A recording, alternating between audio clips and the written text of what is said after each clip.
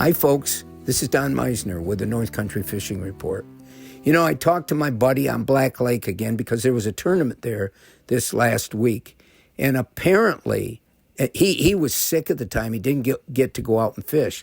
But he said there were an awful lot of nice pike caught. And that's something that I really want to be able, when I can give credit to different organizations that bring tournaments, to be able to enjoy the winter like going out ice fishing can be. And apparently there was some really good pike that were caught in this tournament. There's always fishing. In a tournament like this, there's always perch and panfish for the kids to fish for if they don't want to be part of pike fishing. But I think it's important to realize that this winter, compared to other winters in the past, this has been a fabulous ice period that we have. Last year, most of the tournaments were canceled. This year, there's tournaments on most of our waters, and I know it's something that people look forward to tremendously. Now, I want to mention one area where the Oswegatchie in Ogdensburg flows into the St. Lawrence River. That is right there where the two waters merge together. You've got current going one way and current the other way meeting at that spot. Now, this is a fabulous area for walleyes. However, the one thing I want to caution anybody that might be going out on the ice there is, like I said, when you've got two different current systems that are coming together, it can really make the ice dangerous in that section. Now, I know a lot of people don't think so much about that, and there's an awful lot of people that fish there. It's a fabulous spot, but I just want to caution people that it can be dangerous because the ice can shift dramatically just because of the two forces of those currents. The current is always a dangerous spot for anybody to go out over where the ice forms over it.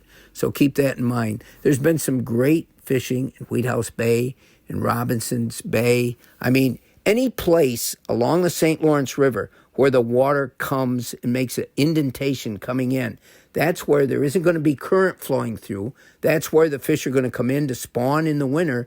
And these are the areas where people can go out and have some really great ice fishing. Now, the Grass River, before it flows into the St. Lawrence, below Messina, that's a very popular area. And I mean, there's every kind of fish in there. There's walleyes, there's muskies in there. There's been people catching muskies through the ice there this winter. Now, granted, that's not legal. You have to put them back.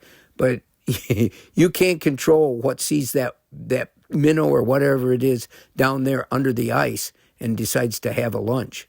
That's not in your control. But what is to release the fish after you catch them.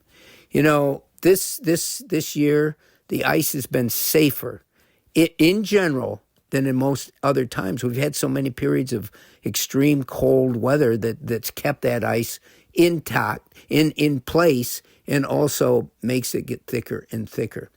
But this is a great time. This right now is a great time for ice fishing. And the other thing I wanted to mention is, one of the things the DEC has been stressing is etiquette, proper respect for those around us. And, you know, this used to be, it seemed to be this was more of a way people acted. But you see so many times now today that people seem indifferent to those around them. And I'm not sure what the reason for that is. What I'm talking about is, let's say you were in the river fishing, and it's open water time, and you're fishing for trout. It doesn't matter what you're fishing for, but let's imagine you're fishing for trout, because that's a very, very deliberate and almost delicate way to fish. And then you're fishing this pool that you really like, and then somebody all of a sudden comes barging down at the base of that pool across the water or starts fishing. This can ruin your fishing, absolutely ruin it. And it's the same thing if you're putting an ice hut out, of you've drilled a hole out on the ice, and you've got a place where you're fishing, and then someone comes right up next to you and drills another hole, just as if you weren't there. And don't think that this doesn't happen. It seems to happen more today than it did in the past. I'm not going to cast blame or give you causes that I might think, but I think the responsibility sort of lays with parents and how we teach our kids proper etiquette It lays with people just being aware that social responsibility is a big part of what keeps areas together. It's what makes, I hope, makes our area one of those special areas where people will immediately notice how people treat each other. But it applies to everything. The way people that work in a store greet others, that's so critical. And it kind of shows what we think of other people around us. And it's the same thing if you go fishing or hunting.